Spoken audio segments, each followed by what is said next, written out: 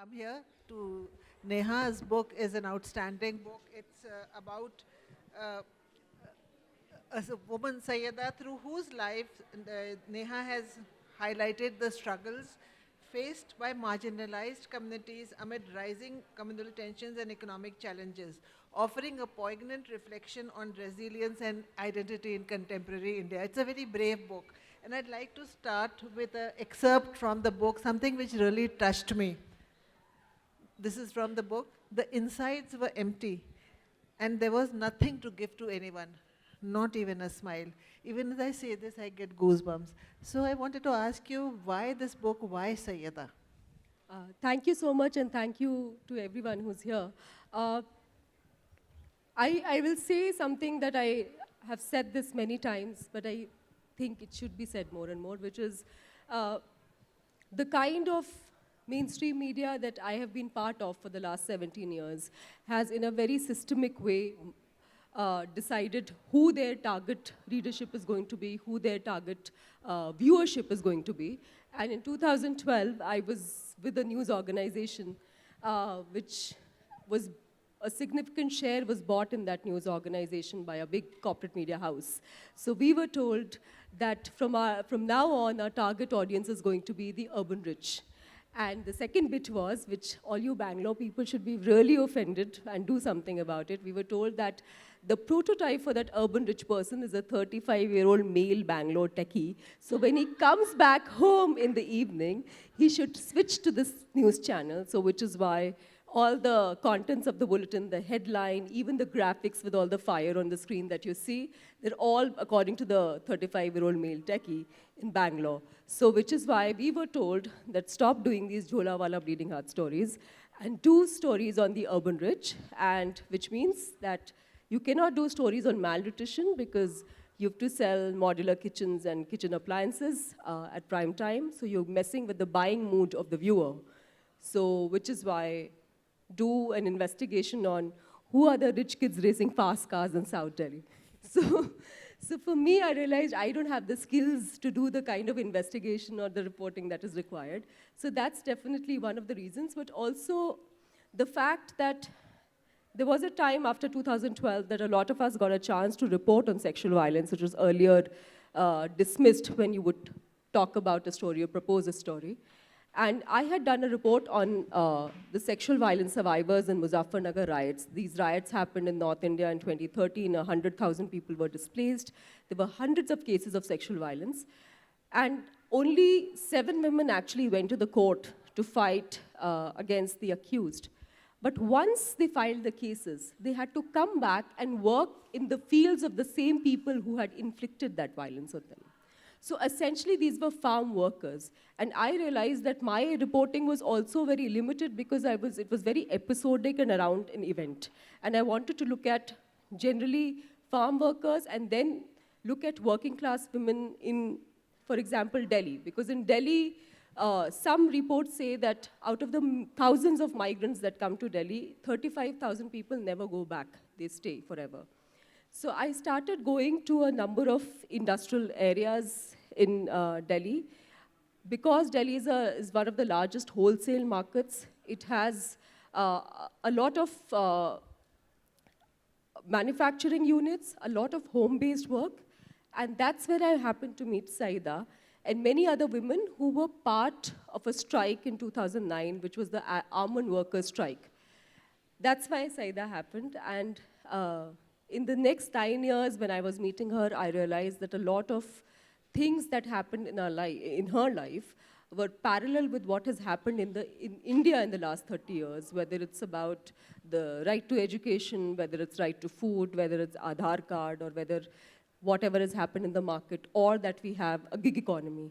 So which is why Syeda, and coming back to what you quoted from the book, is Syeda did 50 jobs in 30 years. And that's kind of unimaginable when you think of it in a very straight-jacketed way of what is employment. And the fact that even after doing those 50 jobs and working for 12 to 16 hours every day, a piece rate worker, so she was essentially a piece rate worker and paid for every 12 dozen things that she would make. So for example, She made helmet parts, pressure cooker parts, doorknobs, hinges, tea strainers, garments, footballs, election campaign material, all the stationery, bound books, sellotape, Ludo and chess pieces, carom pieces. So the list is endless. She did this for 12 to 16 hours every day, and in spite of that, never managed to make more than 1/5 of the daily wage. So somebody who is doing this and still not getting the bare minimum wage that is important. And that's why that corrosive tension every day, dealing with that is when you come to a point where actually you have nothing to give. So I'm so glad that you gave voice to her story and to the story of countless others. You know, I will never look at the badam that I eat in the morning the same way that I will after I have read your story. There's this one line in the book which says, वो कहते हैं ना आदमी काम करते हैं औरतें आराम करती हैं काम और आराम का मतलब ही अलग है यहाँ. You know, like they say that, you know, men work while women laze around, and then she adds on that, you know, the meaning of work and lazing around is very different here. So I wanted to, you know or ask you, was it very different for the men or from the women? Those who worked in the informal sector, did the men have it better than the women as far as pay is concerned and working conditions are concerned? So there is a context to it, the fact that all of this work, the peace rate work that I'm talking about, a lot of multinational companies use this model initially and even now the domestic markets, where you don't have a factory floor and you don't have the liability to provide basic work conditions or a minimum wage. And which is why this peace rate economy has come in and where women are essentially part of it. Many of us, we know that in India, most of the women are employed in the agricultural sector. But after that, the sector where women are employed in India is this peace rate work. Now, when I used to go initially and talk to women and ask them, do you work? And they would say, no, we don't work. And then you say, no, but you are stitching these footballs. And then they say, no, this is just to buy milk and grocery for today. And so there are two things here. One is the fact that as a woman, because you're so used to doing whatever comes your way, and there are not enough options because you can't go out, you're not getting jobs, you're not getting employed in factories. And so which is why you don't acknowledge it to yourself as a woman that you're a worker. And the moment you do not acknowledge yourself that you are a worker, which means you're not asking for better wages and you don't even think that you deserve better wages. With men, of course, there's a crisis, and I'm not denying it. But I'll tell you the difference. The men are so used to getting a time-based wage, which means I work for 8 hours and I'm going to get this much. So a lot of people that I met while working on the book, the men would, unless they're paid 200, 250 rupees for that day, they wouldn't take up any work. So the sense of self-worth amongst the men was quite higher as compared to women. And that's why all these, which is why it's gendered, which is why the wages are low, which is why the whole system kind of works in a way that the women don't have to go out, but they also can't ask for better situations. So this brings me to something else that I've been wondering about is that, you know, like you've talked about a marginalized community, you've talked about a minority and a woman in that minority community. Did the women of the majority community have it different in the informal work sector? So I didn't, like I said initially, this is not what was decided that my book is going to be. My initial proposal was very different. A lot of New India fellowships, as people are sitting here, my proposal was very different from what the book has turned out to be. But one realized that a lot of women who are particularly migrants coming to Delhi, a lot of them are displaced by violence. So Syeda was a weaver in Banaras, and her loom was burnt down after the Babri Masjid demolition. That's when she moved to Delhi. There was another person, Lalita, that I met, I was initially planning to write about. Lalita is from the Musahar community in Bihar.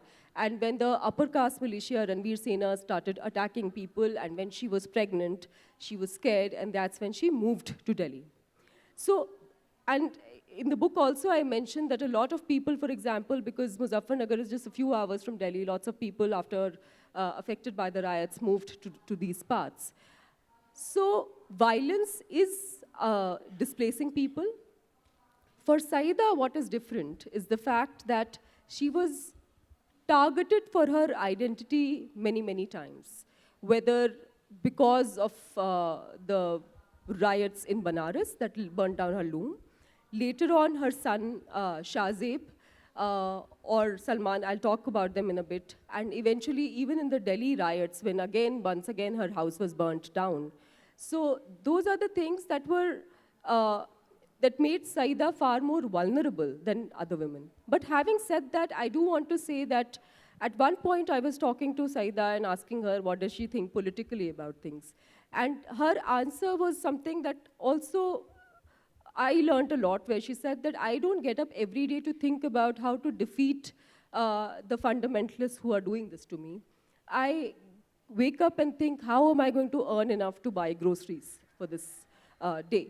And that is something I feel that the questions or the conversations about majoritarianism have to, or pluralism, have to marry class, caste, gender intersections. Otherwise, they are going to be in a very particular, that conversation is going to be in a limited capacity. And another thing that like you used a lot of songs in your book. There's this one particular verse, तमाम रिश्तों को मैं घर पे छोड़ आया था, फिर उसके बाद मुझे कोई अजनबी नहीं मिला. I left several relationships back at home. After that, nobody seemed a stranger to me.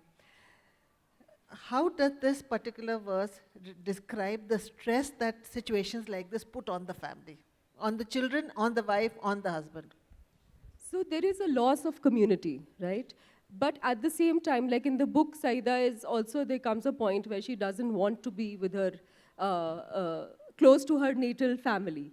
And through many other people we see, like there is a person whose name is Nisha Radiowali, and she's called Radiowali because she used to work in the 70s and the 80s when the electronics factories were being set up in Noida. That's where she used to work and make TV antennas and radio and whatever.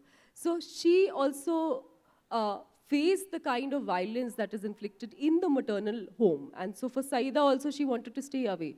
But having said that, coming to a city, so she wanted to go to Lucknow basically. And for some reason, they ended up being in Delhi. And she's like, Delhi is anyway all these impolite, rude people. I don't want to be in Delhi. They have no tameez, no whatever manners at all. So she came to Delhi. And then there was a sense of loss of community. Like she says that, how do I go out and work? Because I don't know anyone here. Who do I leave my children with? So like that's the most common thing that a lot of women workers face. But also the other things like, there were so many women like her who were in that situation. And then, in spite of that, nobody actually ever had the chance to sit together and talk till a point where they start meeting at Nisha Radiowali's place. Because Nisha Radiowali is essentially a single woman, and she has more money, and she lives by herself, and she can provide that space to all these women to come and hang around. So they used to say, Radio Wali ka adda. So that's our adda where we come and hang out. And say things like, I come here to sleep because at home when you're sleeping, these people like, where is this dabba, where is this chabi, something like that. So I don't get that, or I'm just here to sleep. So the loss of a community and your own people, which I feel also for women it's harder. And then to be able to create that in a separate space is also something that and that actually comes out through very well, especially in the thing of the children. Another thing I wanted to ask you was, like, as I said, I didn't even know there were so many jobs in the informal sector. We keep seeing these children on these crossroads selling toys or on the roadside selling toys, but I never thought of it the way I will after reading your book.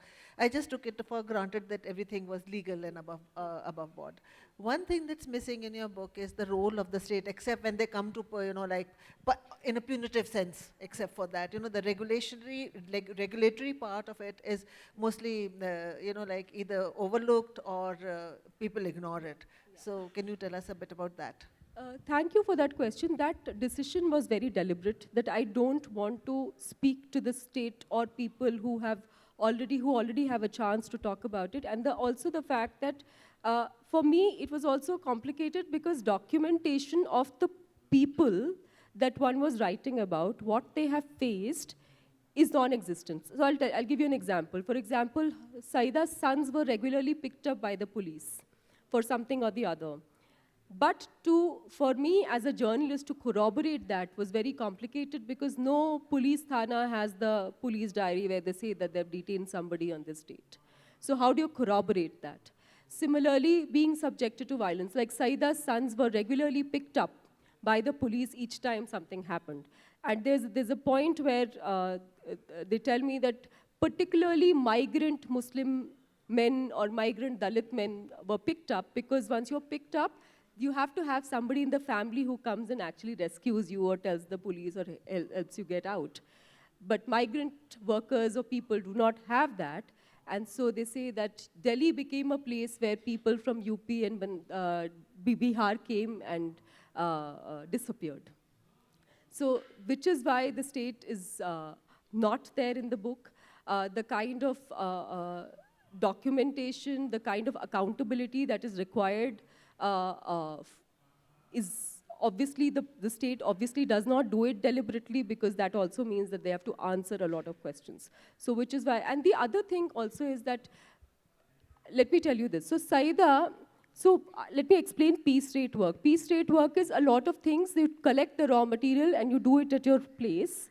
But sometimes there is a supplier, contractor, subcontractor, sub-subcontractor, and those subcontractors are socioeconomically similar as the piece rate worker. So they provide one room in their house where all the piece rate workers come and do this work. Now the workers, like Syeda always says, that's the factory I go to. And then all the activists and everybody come and say, no, that's not a factory, that's a sweatshop. And she gets really annoyed that again these people have come, again they're doing this. And then what the state does is basically they come and lock up these places and say that it's a violation.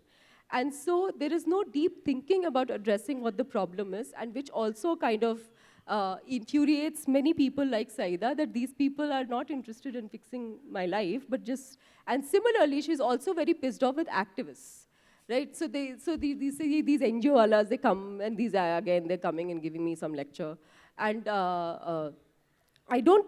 please don't talk to me about toilets. I don't want a toilet. I want wages. So that's why all the, not just state, but also a very technical nomenclature and the assessment of the situation is something that even the people that I write about are very cynical.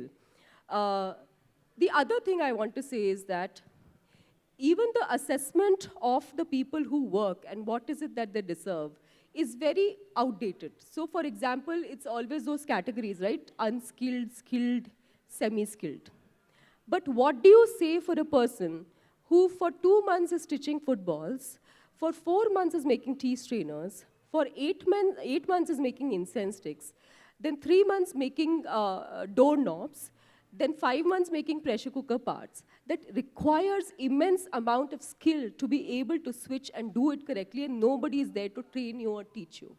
So that's why, coming back to your question, no, there's no mention. You know, and I can imagine why, I'm sorry, I'm using the word Bangalore, or any techie would want to come and see at 5:30 after work. They don't want to see stories of people without toilets.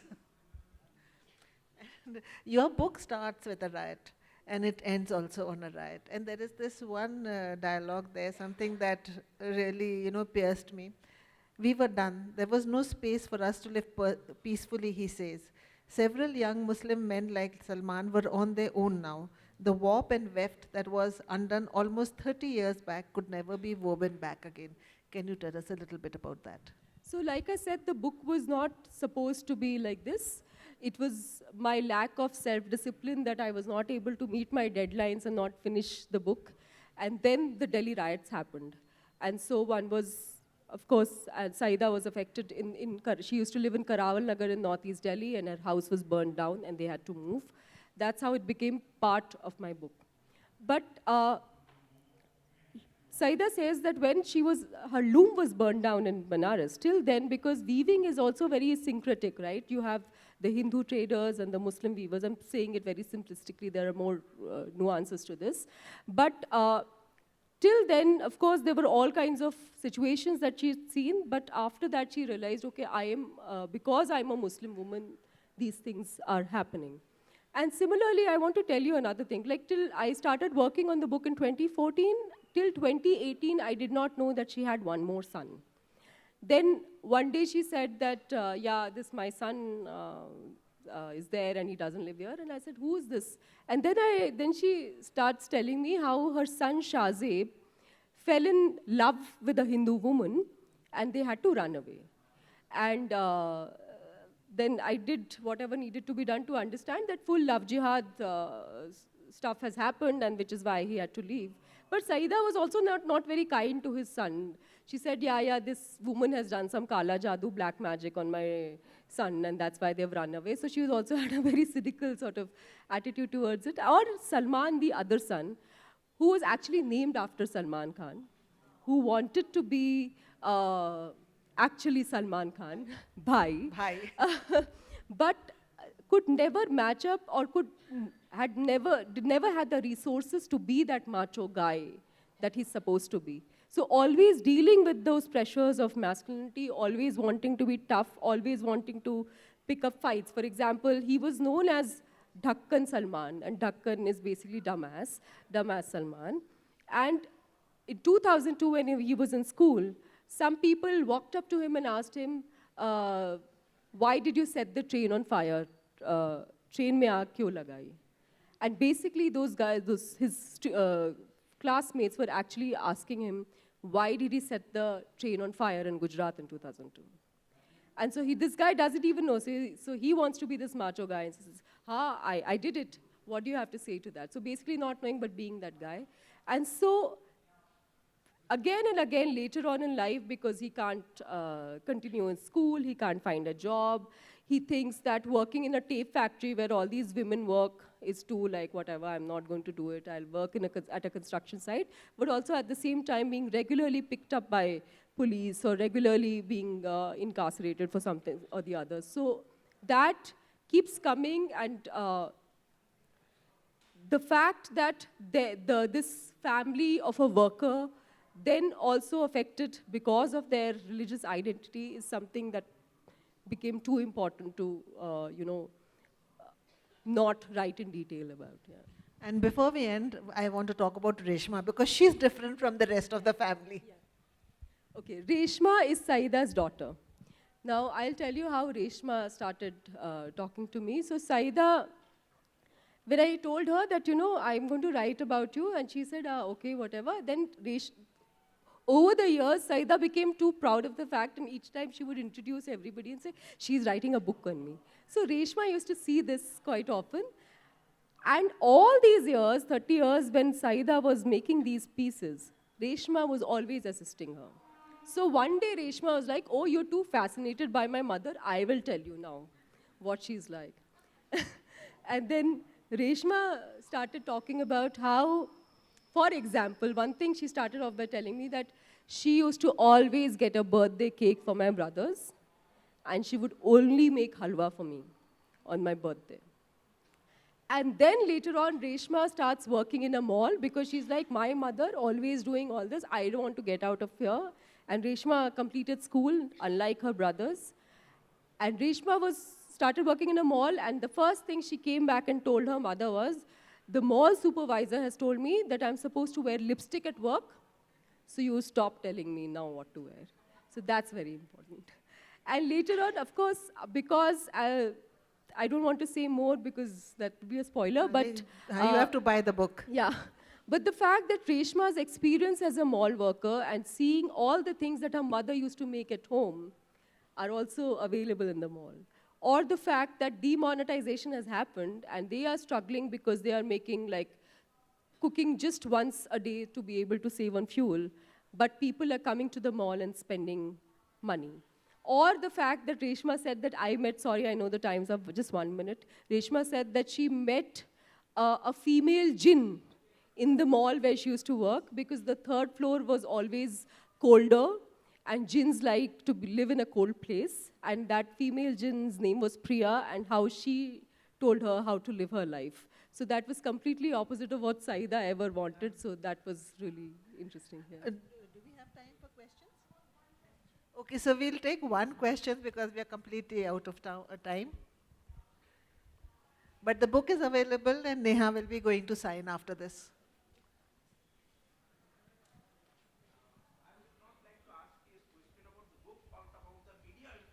Who had certain which had certain expectations from you about doing stories on urban reach. In that context, do you think that for all the three kinds of medias, that is the electronic media, print media, and the social media, there should be a law that at regular intervals they need to publish how much revenue they are generating from their subscribers, But and they publish. how much Every quarter they publish. and how much revenue they are generating from the advertisements. Do you think there should be such a law should be passed in Parliament and it should be implemented? No, they already have to, as a company, every quarter they have to tell how much money But they it make. is not published in the newspapers. Yeah, but nobody reads the newspaper also, no. No. Is it regularly, what you are saying, is it regularly, I'm a daily buyer Yes, of it is there. It is publicly available. It that is information. published Yes. in the newspapers? It's publicly available at various government sites and various other sites. Yes. No, on the website, but it is published in the newspapers? Not on their own Okay. platforms. So yeah. it should be more forthcoming. That's it? Okay, so thank you Thank you everybody. so much.